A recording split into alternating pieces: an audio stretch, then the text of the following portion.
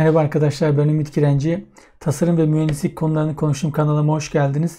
Yeni bir işime yarar videosu ile karşınızdayım. Bu videoda ilginç bir tasarımı sizle paylaşacağım. Yine bu kendi yaptığım bir tasarım ve bunun arkasında hikayeyi anlatmaya çalışacağım. Daha önceki serilerde olduğu gibi. Şöyle açayım. Evet. Şimdi biz bir bisiklet taşıyıcı almıştık arkadaşlar aracın arkasına. İşte bisikleti bağlayabileceğimiz. Bu tabii kayışla gerdiriyorsunuz bunu aracın arkasına. Bagaja takılıyordu. Burada görünüyor. Aslında ben biraz kendimi küçültebilirim şimdi. Bu aracın bagajına takılıyor. Böyle işte kayışları var. Tabii araçtan araca değiştiği için yani upuzun kayışlar bunlar. Bunları böyle bisikleti bağladıktan sonra bir de aracı sürersen arkadan böyle sallanıyorlar. Sağa sola çarpıyorlar, ses yapıyorlar. Ben o zaman çok rahatsız olmuştum. Yani bu kayışları bir şekilde toplamam lazım. Böyle bağlayıp dürmek de istemiyorum. Çünkü sürekli bunları söküyorsunuz bu sefer. Hani söküyorsun, katlıyorsun. Hem böyle toplu durması lazım hem de kolaylıkla çözülebiliyor olması lazım. O zaman hani nasıl bir şey yaparım vesaire düşünürken aklıma bir tasarım gelmişti. Burada SolidWorks'te modellemiştim, onu kontrol edeyim. Evet. SolidWorks'te modellediğim tasarım bu. Şu resme geri döneyim. Bu kayış tabi uzunluğu da değiştiği için öncelikle benim uzunluğunu böyle bir şey yapmam lazım. Yani bir şeye sarmam lazım. Onu sardıktan sonra da bir şekilde tutturmam lazım. Yani problemim bu. Ve kolaylıkla sökülüp takılabilsin istiyorum. Tabi ona biraz da tasarım özellikleri katmak istiyorum. Yani estetik olsun. İşte ne renkli olabilir. Nasıl diyeyim? Özelleştirebiliyor olmam lazım vesaire. Bir çözüm üretmeye çalıştım o dönem. Sonra şöyle bir parça tasarlamıştım. Bu çok basit, tamamen amacına yönelik bir parça. Önce dediğim gibi amacım kayışı bir toplamak, hani o uzunluğunu almak. Şu gördüğünüz alanda onu yaratıyorum, onu sağlıyorum. Sonrasında da sardıktan sonra da gördüğünüz kancalı yerde de kayışı kilitliyorum. Çok basit bir sistem aslında. Şurada fotoğraftan göstereyim. Bununla ilgili videolar da var. Ondan da bir şey yaparız. Nasıl yapıldığını da göstereceğim sizlere. Bakın normalde böyle bir görüntüsü var aslında. Tabi araçta biraz kirliymiş herhalde, kış vakti. Eski bir resim bu. Eski bir çalışma yani. 3-4 senelik bir şey. Burada görüyorsunuz. Kayışı ben toplamışım artık. Bağlamışım ama bunlar araçta giderken sağa sola çarpıyor, sallanıyor. Bisiklet asılıyken ona dolaşıyor falan. Ciddi sıkıntı yani. Çok beni rahatsız ediyordu. Sonra ben bunlara bakın gördüğünüz gibi o az önce gösterdiğim modeldeki parçayı taktım. Çok rahat bir şekilde toplayıp kompakt bir hale getirebiliyorsun yani. Hani çok keyifli, güzel bir iş oldu açıkçası. Şurada da görüyorsunuz. Şimdi burada şey düşünebilirsiniz yani bunlar sallanıp aracı çizmiyor mu diye. Hani plastik yumuşak malzeme olduğu için araca zarar vermedi açıkçası. Normalde kayışların ucu sallanıyor, böyle bozulma riski de var aslında, sağa sola çarpıyor. Bir de araca çok yakın olduğu için aracın gövdesine öyle çok ciddi de sallanmıyor yani. Çok fazla şeyde kalıyor.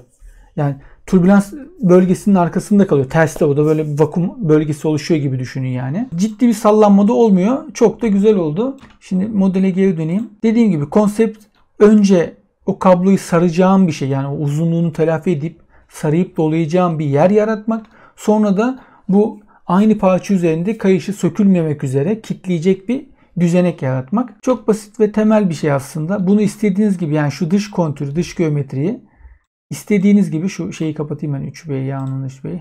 Dış geometriyi istediğiniz bir yapının içine entegre edebilirsiniz. Burada mantık şey. Şimdi bundan farklı yeni ürünler de biz yaptık. Onu da bağlayacağım. İstediğiniz bir yapının içine koyabilirsiniz. Mantık belli. Yani şu şekilde birbirine dik olması gerekiyor bu arada. Bunun da sebebini şöyle anlatayım. Siz sardığınız doğrultuda kitlemeye çalışırsanız gevşemesine bir zemin yaratıyorsunuz aslında. Ben burada 90 derece yani sarma yüzeyiyle, sarma düzlemiyle öyle söyleyeyim. Kitleme düzlemini 90 derece ayırdım ki çözülmesi daha zor olsun. Burada birkaç fotoğraf vardı. Onu da hemen paylaşayım. Bu arada çektiğim birkaç tane böyle uygulama fotoğrafı vardı. Bir de video var. Siz onları izlerken ben de fotoğrafları hazırlayayım.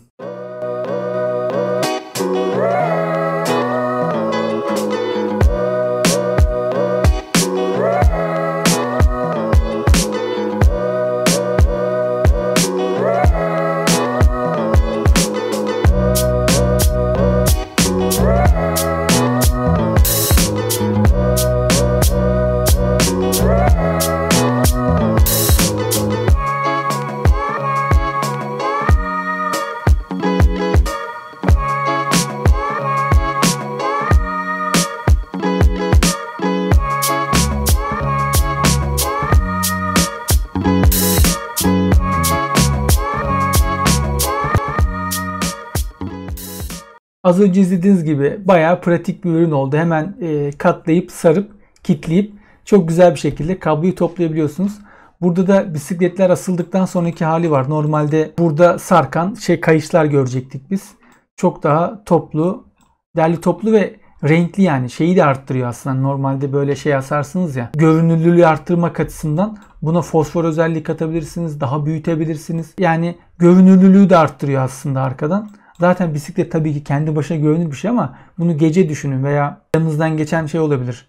Aracın arkasından geçen insanlar olabilir. Karanlıkta fark etmez. Böyle güzel pratik bir ürün oldu bence. Şimdi bu ürünü yaptıktan sonra geliştirdiğim bir başka, yani bunu yaptığım aslında. Farklı bir konfigürasyonda yaptığım bir ürünü söyleyeceğim. Yani bunu daha büyük kayışlardan çıkarıp, çünkü bu biraz daha böyle outdoor ürünlerinin kullandığı, mesela çadır ürünleri olabilir. Daha büyük, kalın, bu 20-25 mm bir genişliği vardı bu. Hani gerdirmeye, güç taşıyan kayışlar bunlar. Biraz büyüktü.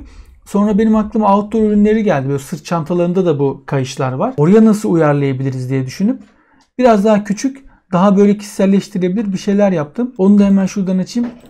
Hatta belt organizer demişim ona da. Onları da şöyle göstereyim. Katya'da modellemiştim. Biraz bu arada kendi görüntümü kapatayım hemen. Bakın aynı mantık demiştim ya. Burada tabii yok. Nasıl diyeyim? Hatırlarsanız bir detaydan bahsetmiştim ben. Yani sarma düzlemi ile kitleme düzlemini birbirine dik yapmıştım diye. Aslında şöyle anlatırken tekrar görüntümü ben koyayım ama biraz küçülteyim kendimi. Bir detaydan bahsetmiştim az önce dediğim gibi. Sarma düzlemi ile, yani şunların arasına sarıyorum. Sonra bu yine iki tırnak arasında kilitliyorum. Bunları 90 derece ayırdığımdan bahsetmiştim.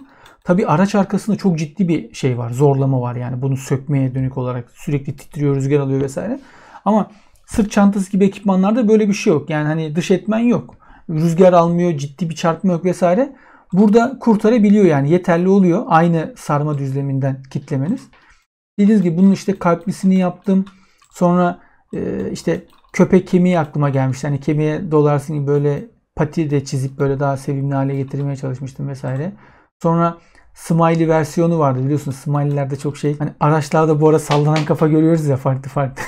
Yani smiley'siz olmaz. Bir de onun smiley tipini yapmıştım. Şimdi şuradan da göstereyim aslında bastığımız parçaları. Bu ilk yaptığım hali, parça yani aracın arkasına taktığımız hali. Buradan şu düzlemden sarıyorum parçayı. O videoda da izlediğiniz gibi aslında sarıp daha sonra 90 derece çevirip kilitliyorum. Hatta şurada da yapmıştım. Videoda aslında o detay var. Az önce anlatmadım ama şurada da bir kademe var ki bu kitleme esnasında şuradan hizalasın. Kayış yerinde durabilsin, yani kaymasın burada diye. Bilmiyorum gözüküyor mu? Kayışı buradan atlatıp kilitliyorsunuz ve rahat bir şekilde kullanıyorsunuz. Bunlar da diğer aksesuarlar. Yani sırt çantası, kayış, çadır tipi.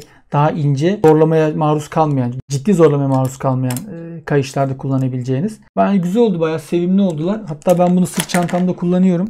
Göstereyim şöyle. Bakın. Bunu böyle taktığın zaman normalde kayış olur burada. Kayış sallanıyor ama bunu renkli, farklı renk desenlerde, smiley özellikle kullanabilirsin. Çok daha iyi oldu yani. Derli toplu oluyor. Hatta bunun bir fotoğrafı vardı bende. Bakayım hemen. Size gösterebilirsem. Aynen. Normalde çantayı koyduğun zaman böyle görünüyor.